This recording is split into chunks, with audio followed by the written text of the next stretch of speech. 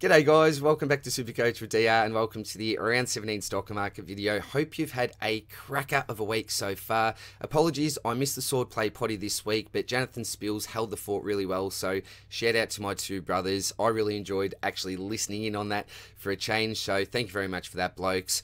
In regards to Stocky this week, we are going by player requests again, so thank you very much to anyone that has left a player request. I will be going through some special player highlight slides as well for those players that have been highly requested, like your Jai Caldwells, your Matty Rows down the bottom. Big question marks over Matt Rao. Do we keep him? Do we use him as that 23rd man if we've got the luxury? Or if we've got the trades up our sleeve, do we just upgrade him to an absolute uber? Big questions on our hands. The other man, Zachy Fisher, what to do with him? He's been ruled out for this week. Is it going to be short term? Will this linger? Big question marks over Fisher. If you're facing a donut this week, you pretty much got to trade him out. But if you've got cover, you've got trades up your sleeve, you can either just use your cover, your 23rd man. That's where the 23rd man really comes in handy this week. Or you could say to yourself, you know what, bugger it. I'm just going to move him on, particularly with McKercher being named this week as well. So as I said, guys, I'm going to keep this one really short. A big shout out to all the members of the channel. Thank you very much to everyone that has been supporting the supercoachswordplay.com website by purchasing some of our merch. We have now hit the $250 mark for the Royal Children's Hospital through the sale of our beanies. So much appreciated, guys. Thank you very much. I will be sending out the remaining beanies today for people that have ordered those. So hopefully should be there by Monday, Tuesday if all things go well. So that's it for the intro, guys. Hope that you're well. Let's start off with the defensive requests for round 17.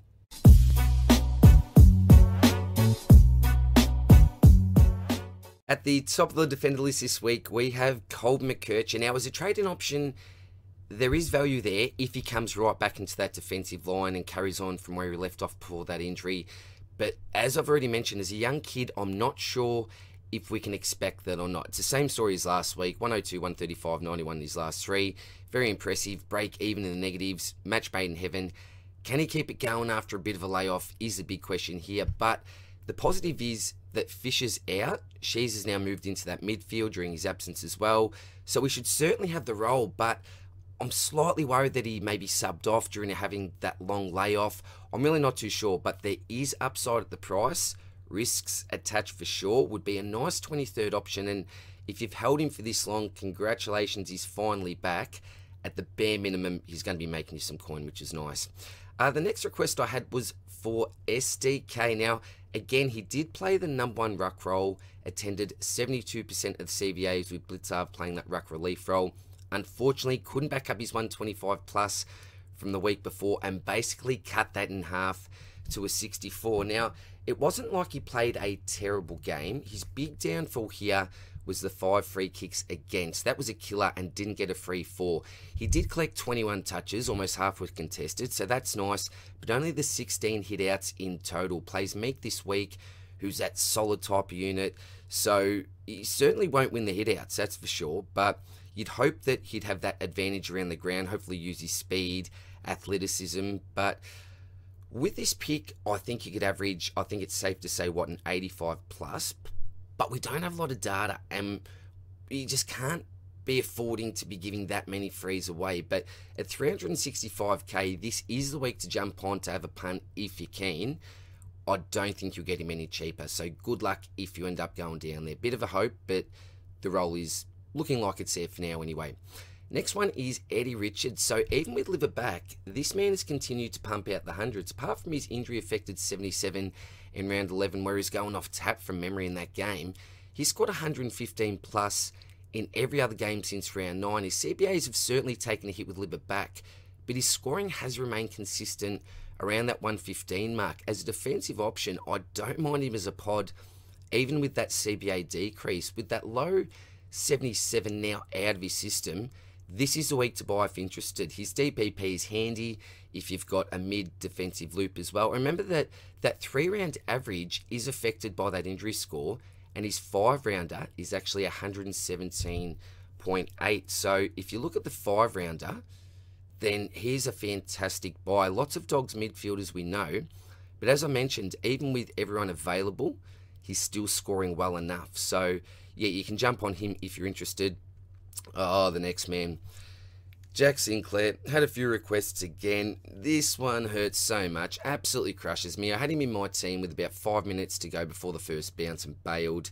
Didn't back my gut. 147, 135, 143 in his last three. I'm not going to repeat all the numbers from last week because I did go into a fair bit of detail on the pick, and everything that I'd hoped for came to fruition. In my personal rankings, he's now the D2 from here and is a really good pick in defence, or even in your midfield. We are paying up, which puts him out of some people's range, but long term, he will be an amazing investment. The red flag this week is a potential tag.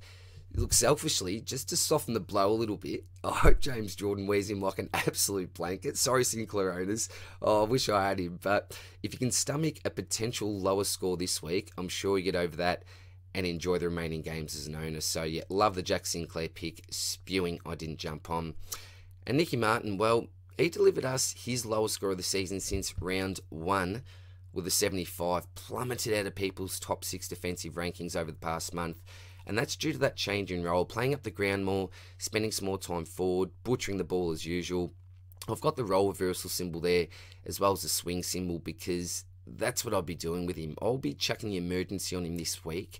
And then if he dishes up another 75 type score, may even just move Sexton down back for, Dawson, and just roll the dice with him. So the trouble with this pick is even when Nick gets his hands on the footy, his efficiency doesn't allow him to go really big. So for me, a player that's a luxury trade, but not a must trade, if you can push him to your 23rd, absolute luxury for the top teams out there, 24th, that is absolutely ideal. But for those of us that are stuck with him on field for the year, let's just hope he can score well against the Pies this week and at least kickstart his scoring again. Come on, Nicky boy. You're a sword play fan. Do it for all of us, son. On to the mids, and I had the 4 requests for this week. Up the top, we got Connor Rozee. Now, I went through all of his numbers last week, but as a quick recap, in his first 5 scored 114, 90, 102, 152, and 125. So, obviously, scoring potential's there. Captain of the club, expect him to lift the side, which hopefully we think should also lift his Supercoach output. May cop a tag, but you think that Butters is more likely. Last week had a big first half, but died off a little bit in the second half. A 111 the week before, followed by 103 last week. I'm looking forward to this matchup against Richmond at the Adelaide Oval in a few weeks' time. That should be juicy. This week, though, he faces the toughest matchup for inside mid, so I'm personally not expecting anything huge, but price for potential is still a great pick. Just temper your expectations for him to go too big, though. Say a 110 average from here. That would be a big win in my opinion. So the issue is, does have the toughest matchup for inside mids, but this is certainly the week where you do need to jump on for the value, because with those 200 plus scores in his system, lower one now dropping out, he's going to start to absolutely rise up in price. And if you can somehow get, say, a 120 plus this week against the Dogs, that would be phenomenal. And then he'll really start to rise if he can continue that. So as a trading option, this is still a good week, I think, for Connor Rozee. Jack Steele, well, only 7 tackles in the last fortnight. Now, we're talking about a bloke who has 4 tackle counts above 10 in single games this year, with the season high being 15 against West Coast. But the downside to that particular game was the fact he only had 17 touches and didn't have a mark. So just keeps missing the mark, does old Jack. With the way things are going, he doesn't look like a top 8 midfielder. His best score since round 5 is 122 against the Hawks in round 9. I remember I traded him in early and was absolutely wrapped, but then had that slight knee issue. I jumped off, and pretty happy I did, to be honest, because hasn't hit the ton in the last 3. Comes up against the Swans midfield this week. He does play some easier opponents for matchup on the way home, though, with the likes of Geelong, your Richmond, your West Coast. So you may even want to hold and loop with, I don't know, that Rozee type if you've got both of them as a luxury. But in current form, if you got the trades to do so, I'd almost be tempted to move him on, if you could, up to one of those absolute Ubers. And one of those blokes could be the next man on this list, Caleb Sarong. Now, the Schlong has been a little bit down on form lately, but had a big first half last week before getting shut down, which is, let's just say, a little bit stiff for the Schlong. But I think this is actually a great week to bring him in, and I expect him to absolutely rise to the occasion. Locked in as my say, top 6 mids for average from here on out. Plays the Tigers at home this week. It's late in the round, could be the perfect captaincy option. The Schlong could absolutely hit the roof. He scores at home this year. Got him here. 170, 125, 117, 140, 150, 91, and a 121. Had 5 out of his last 8 games at home as well. So last time he played the Tigers at the MCG, scored a 137. And we all know they're a great matchup for inside mids. Look at what Walsh and Cripper did last week. So massive ceiling, 5 scores over 137. And remember back when he had that stretch of 117, 140, 137 and 150. In that time, he played the Tigers and the Eagles, who he both faces again. And his price did rise all the way up to 677k. So we're now getting him for 100k cheaper. And I see this as an absolute bargain because I expect him to really bounce back in the final 8 games. So if you're looking for an Uber at a decent price, he's definitely the man for me. And Matty Rao, well, due to the volume of requests for Rao, I've got an individual player slide dedicated purely to him. So let's take a look at it. Now, apologies in advance because this is not pretty reading for current owners. So let's talk about Rao as a selection. Now, to open up the season, and we look at that red line, so up until round 7, this bloke was the definition of an absolute uber mid. Only one score under 100, and that was a 99 against the Dogs at Mars. You can't get a tougher midfield matchup than that, let me tell you. So apart from that one, from that 99, toughest matchup you can get, keep in mind, away from home. 137, 155, 129, 135, 126, and a 136. Absolutely phenomenal. And then the bloke just fell off a cliff. I say that Josh Dunkley absolutely ruined him because in round 8, Dunkley gave him some really close attention, particularly at the stoppages. And it seems like he hasn't been the same since. Now, you will notice that I've got PFS not highlighted but circled there. Well, it's not a circle, is it? Rectangular there. I've just absolutely made that up, haven't I? All right, back to it.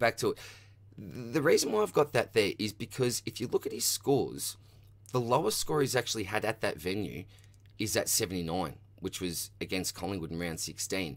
Apart from that, 137, 155, 135, 136, and a 111. And he does play 3 games at that particular venue to end the season against Port, the Lions, and Melbourne. Now, unfortunately, against the Lions last time, he didn't score particularly well. Will he have a different approach to the game this time? I'm not too sure. But obviously, I think Brisbane will go with the same play there, so that's not great. Does come up against North this week, so could we see a ceiling type game?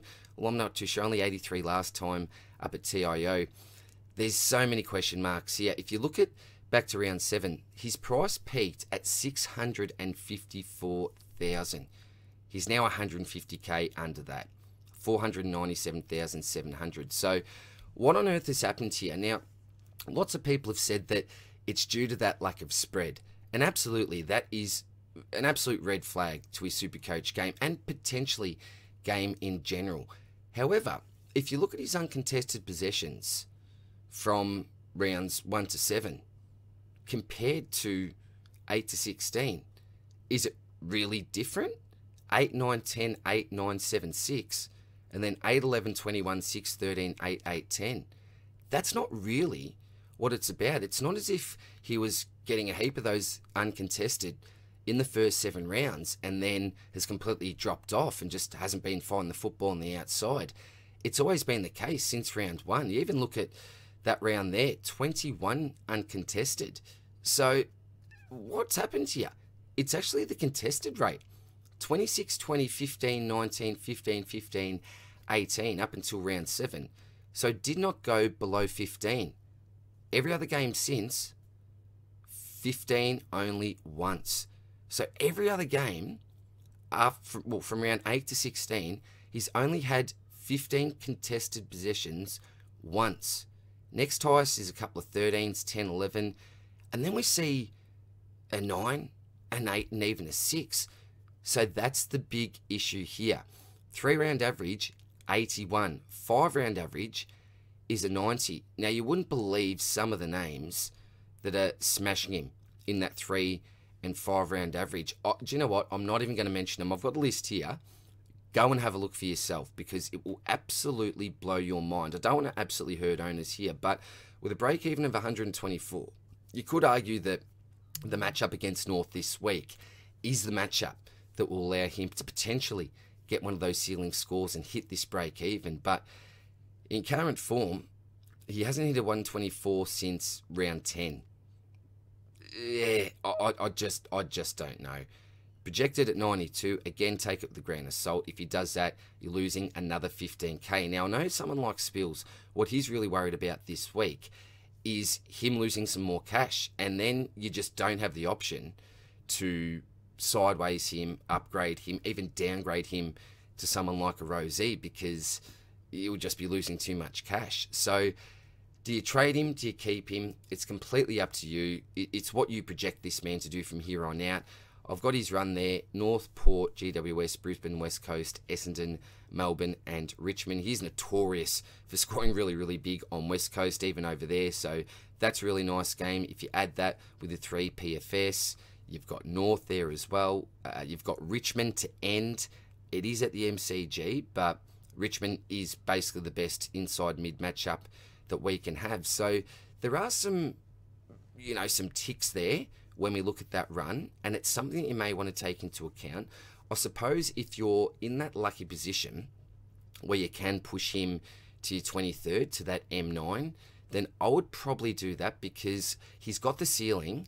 He's got some juicy opponents coming up in his next couple of months.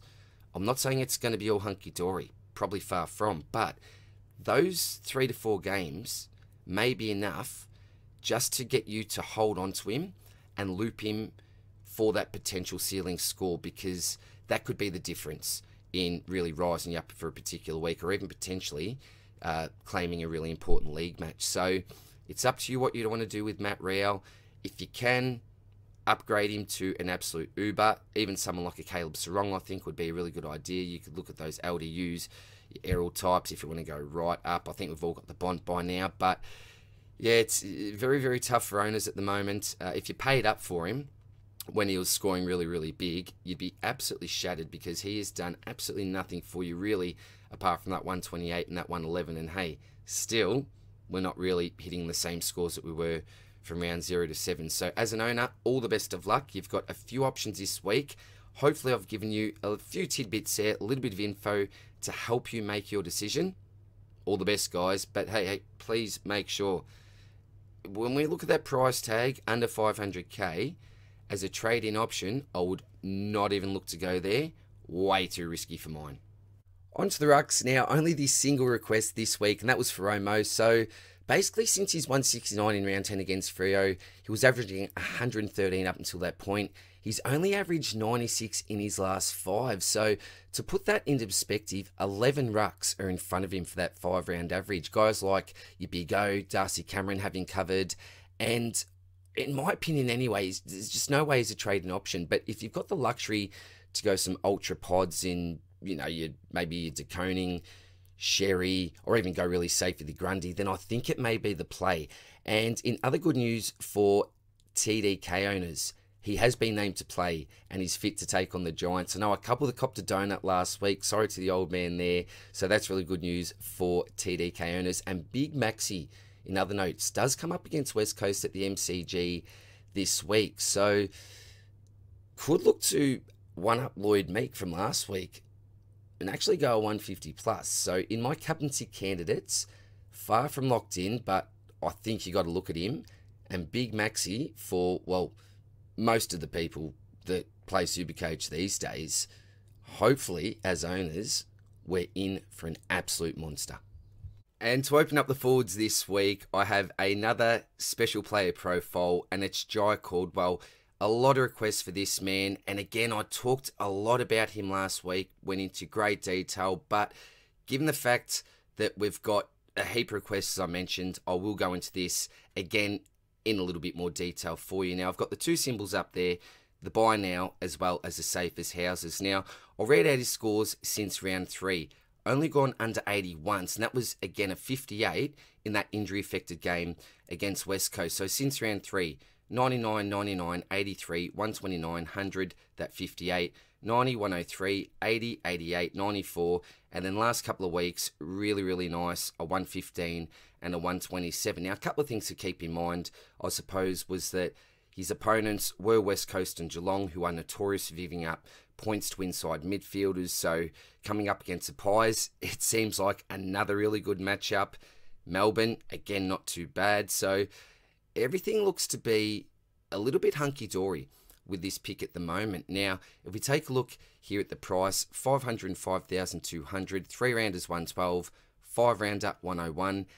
The way that I'd put this is that he simply doesn't look like he's going to let you down. At worst, it's a decent floor type score. At best, he's given us those 120 pluses. A break even of 47 means this is the week to jump on, particularly in a big game against the Pies. He's got that role. His projected score is 102. We always take this with a grain of salt, but if he does hit that mark, and I think he absolutely should, then all of a sudden he'll be priced at 530, and it may be getting out of people's range. We see that DPP there is from mid forward as an added bonus.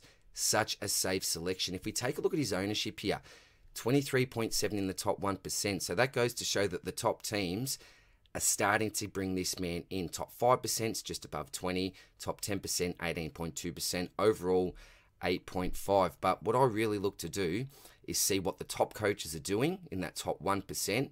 And almost a quarter of all teams have him. And I actually expect that number to rise. It may have even risen at when this is actually uploaded. So I really, really like Caldwell as a pick. And again, I'm slapping myself, similar to Sinclair. He was the original trade I had in. If you watch a Sword Play Potty, I was all about bringing Caldwell in. But again, didn't go with the gut, skipped him, skipped Sinclair, and ended up with an absolute dud. Last week, season high CBA rate, that was 90%.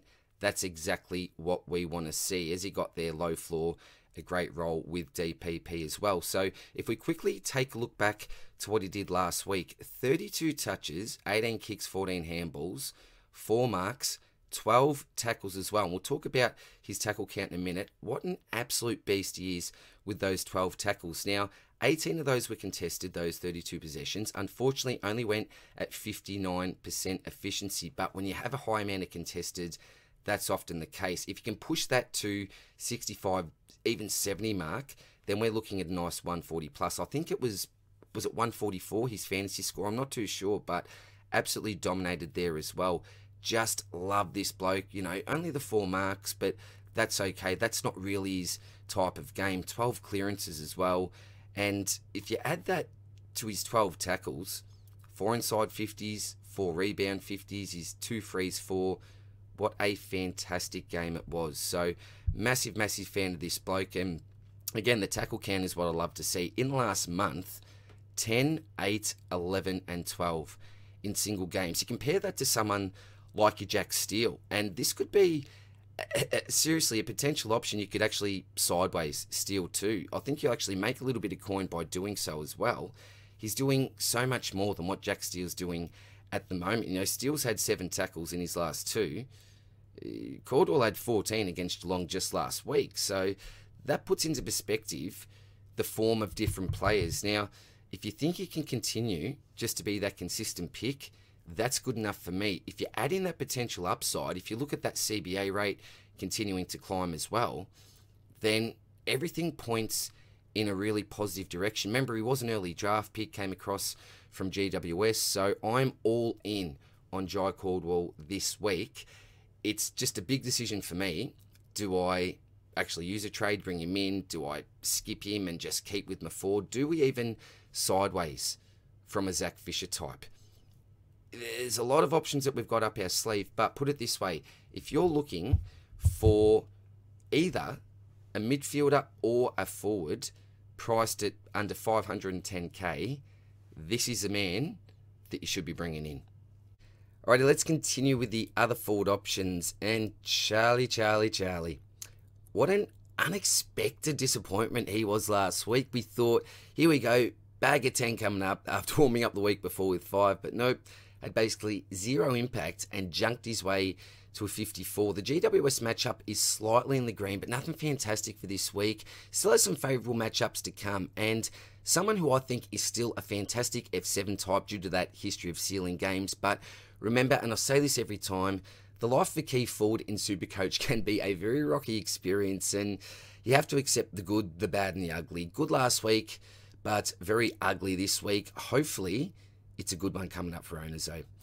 Dylan Moore, the Hawks are in form, and Morey cashed in this week against West Coast. A banger 136 on the weekend. One of his up weeks. A roller coaster pick we were expecting, and this week it went right up, collecting close to 30 touches, playing predominantly half-forward role. Had a sprinkling of, 9% CBAs thrown in there as a bit of a bonus. 12 marks, couple of snags to go along with that. 29 is a nice cherry on top. And with that ceiling, it makes up for his floor in a way, but would be a frustrating pick for a league player in particular. The last 8, read, and get ready to ride the roller coaster. 140, 76, 66, 73, up we go, 169 down to an 89, 74, then rising again to that 136. It seems like you love him one week, you hate him the next. So, look, as a selection, I think it all balances out. He faces Richmond and North in our Supercoach prelim and grand finals, so as a pod, could end the season very, very well. My boy Causer, sorry, Causer, I can't believe I butchered your name there, mate, but sorry, mate, it is what it is. The ladies' man, Blackledge, well, he's requested Justin McInerney, and I can see why, Causer. What it looks like you'll get, my man, is consistency in scoring. His last 5 read 94, 107, 95, 75, and 92. So all 90 plus apart from one, and a really nice range. Not a lot of upside from here, I don't think, mate. Not sure if a Mills type will affect him, if they need to reshuffle some magnets, accommodate him in a week or two. The data from round 6, yes, suggests that if he collects 20 or more touches, mate, he'll give you a 90 plus. Anything below, and he won't get you there. So if you think he can average 20 touches a game, that may be enough, Causer. He's kicked 3 goals in his last 4 as a bonus. I am finding it hard to get a really good read on him, mate, but if he's in your range, he seems like a consistent 85 to 95, 100 ceiling type pod. Jezza Cameron, one of the most talented players in the comp on his day. Not much is clicking Supercoach-wise, though. Before the 56 last week, had a decent 3-week stretch of 91, 96, and 102. But before that 3-week stretch, 50, 76, and 60. So even at under 450k, not something I'd be really entertaining. His 2 125 plus scores have come from bags of 5 and 6. So unless he starts to really shoot the lights out and kick a decent handful, I just don't think that the ceiling's there. Oh, the next bloke, the Fish. Unfortunately, out with injury. For how long, I'm not too sure. I think it's short term, but don't take my word for it. Fingers crossed it's only a week, but do you trade? This is very team dependent. It's not... I can't answer this question for every side. It is so team dependent, this. Look, the questions that I'd ask you, is he your F4, your F5? Is he somehow your F6? Do you have him down back? Are you swinging him with the Dawson as cover in defence? Is he going to be your only cover in defence? With that swing, yeah, that would add more to him as a keeper in your side. I still have him in my rankings as F6 from here on out. Handy DPP, was leading the way for possessions for North when he got subbed out. So we know what his scoring potential's like. With the addition of McKercher, does this negatively impact him? Possibly. And it's the little things like this that may sway you to move him on for now. So it's completely up to you what you want to do with the Fish. I still think he's up there with those top forward options. Certainly not tier 1, but I have him in tier 2, pushing someone like probably ranking up to tier 1. Caldwell tier 2, high tier 2. It's very, very tough. If you got the trades, let's just say you got 6 in the bank, and you can afford to sideways him to a Caldwell, I would be absolutely doing that. I've got 4 in the bank, and I'm deciding whether or not I should do something like that. That's an option up my sleeve. So Oh, it's a tough one with the Fish. He's still playing pretty decent football, but if you're running with a donut, for example, I think you've pretty much just got to get him out. But yeah, yeah, it's a real bugger, isn't it, with the Fish out? And again, this comes down to having that 23rd. If you've got your 23rd, such an easy hold, and just see how your 23rd goes, I think, this week. Now, the great pig mentality, shout out to your legend. He asked if Harley Reid could be a potential Zach Fisher replacement if you decide to move him on. Oh, look, I'm not too sure, mate. So, having a look at some of his numbers and looking at a few things, he plays the D's this week at home, who he scored 138 on the last time they played. You know, none of us will forget. We gave the Don't Argue to both Clary and Track. That was awesome, and just really announced that this bloke is a jet and just an absolute bull. Plays through in the last week of the regular Supercoach season, who he scored that 147 on. So if history repeats, could sneak you into a top 8 spot as a pod. Plays Geelong in our grand final. Good matchup for mids, but it is at Cardinia Park. So his home and away games are an even split. He's still the Eagles' most preferred CBA mid, and that remained the same last week with Calino in the side. Through suspension, his body has had a rest, which is good because we often start to see those first-year players fizzle out at the end. It's a big step up. It's a huge season, particularly if they play the majority of games. They can get really sore. So even so, Reid is a beast, but that will do him the world of good, in my opinion. We've seen the 2 ceiling games that I mentioned against the D's and the Dockers, but 2/3 of his total scores have sat between 54 and 80. So that's what probably puts me off the pick a little bit, Pig. It's probably not enough for us. I'm 100% paying up for Caldwell for the extra 60-odd K, but who knows? He's got a point to prove. I wouldn't be surprised to see him hit that ceiling at some stage again this year, but it's that stat that 2/3 of his games between 54 and 80. The CBA rate has always been fairly high, so probably not the upside for me though, buddy, but hey, you are a wonderful coach, and if you like him, mate, absolutely back your gut. That's one thing I didn't do last week, is back my gut, and I paid the price for it, mate. So all the best, Pig. Cheers, my man. Next we have is Shea Bolton. We usually say he's a great F7 swing to have due to that massive ceiling, but unfortunately just hasn't raised the bat since his ripper 3-round stretch of 119, 133 and 129. After that, he's delivered 67, 36, absolute poo, 59, 75, 97, decent, 84, okay, 68, and then a 56 last week. So to be honest, I'd be happy enough with a Bruce or a Dowling as cover over him and just save the trade. He could hit fire because we know how talented he is, but at the moment, he has gone absolutely cold. And Isaac Rankin, I think most people would agree he sits comfortably at F4, possibly F3 to F5 range, but I don't think many would have him lower or higher in their rankings. Has a nice history against the Lions, but do we see a Berry go to him this week, or does he go to that bigger-bodied Dawson when he's in the midfield? It'll be a very interesting watch. His last 2 have been good, but they were played at the Adelaide Oval, not the Gabba, which is something to keep in mind. He wasn't tagged in his other matches, but now he's got a big target on his back. But this is short term. His overall run home isn't brilliant matchup-wise, but in current form, does it really matter who his opponent is? You know, 142, 125, 86, and 121 in his last 4, so can't deny scoring ability as a forward option. Makes those scores even more impressive. If you've got the cash, I think just bring him in. Janath made the mistake last week, and he said this himself, that he just overthought things and should have just gone with Rankin.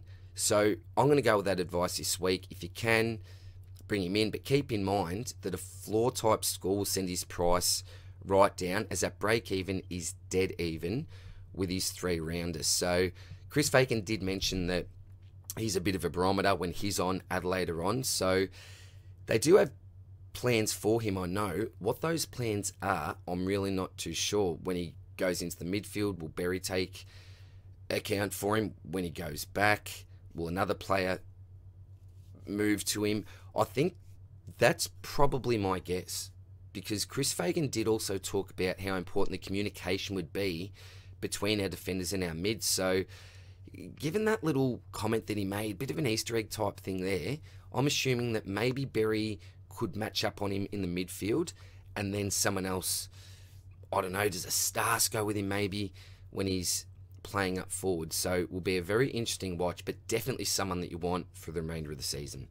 So that's it for now, guys. Hope you enjoyed. Thanks again to anyone that did leave a request. If you've got any requests for next week, make sure that you tag me in a Twitter post or leave a comment under the next YouTube video. Apart from that, all the best of luck with your trade ins and your trade outs, and I'll see you in the next one.